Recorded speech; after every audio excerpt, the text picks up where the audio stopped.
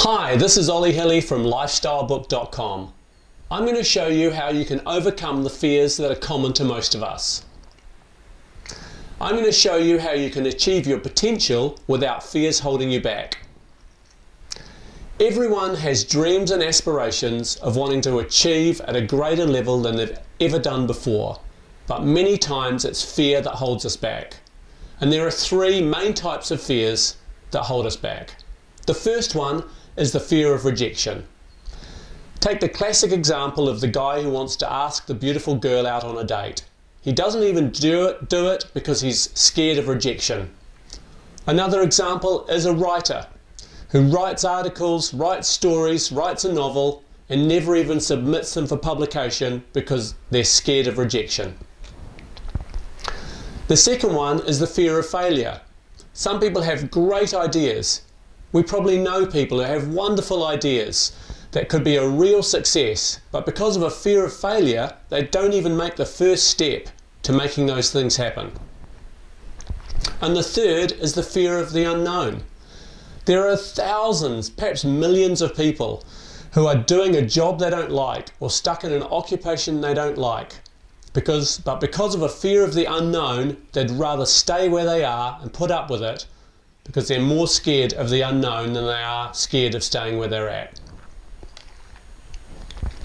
In order to create the perfect lifestyle, you need to get over these types of fears. So here is how you overcome those types of fears.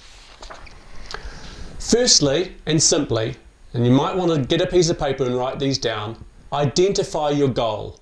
Identify where it is you want to be and what things you want in your perfect lifestyle.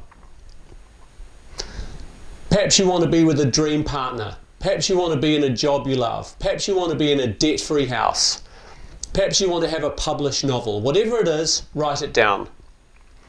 Secondly, admit your fears. On the same piece of paper, write down what your fears are about achieving that goal. Perhaps you fear the unknown. Perhaps you fear failure. Write it down because that empowers you. Thirdly, think about and write down the consequences if you don't make changes. Here's a sentence that I like, which empowers me if I'm making important decisions. And you can tailor this sentence for yourself. If I don't change, I'm going to be stuck in this dead-end job until I retire. Then I'll be unemployable, then I'll be broke, and I'll probably be alone because I haven't got the guts to ask out the person that I really want to be with. You know, whatever statement you can give that gives you energy and enthusiasm and motivation to change because of the consequences of not changing is a powerful statement you can use. Another tool I like to use is to think about myself at the age of 85, sitting on a porch somewhere in my rocking chair looking back on my life. What do I want to be looking back on? I sure don't want to be looking back on decisions I should have made and didn't make, and things I was scared of even though I know I should have done them.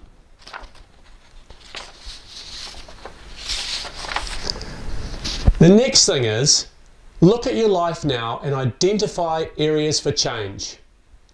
What is it you mainly need to change now in your direction so that you can get to where you want to be in 5 years' time? And the final tip is to make a decision. Once you've gone through all these steps, you know there's areas of change, then make a decision today that's going to make you and take you towards the place that you want to get to. You know, write that resignation letter today. Pick up the phone and make that phone call or that sales call, or ask that girl out on a date, or ask that guy out, or send that email. Whatever it is, make that decision today. If you're still having trouble making that decision, then you need to go back to the consequences step and you need to repeat over and over and over the sentence you've written to yourself about the terrible consequences you're going to face if you don't make that decision and you don't make that change.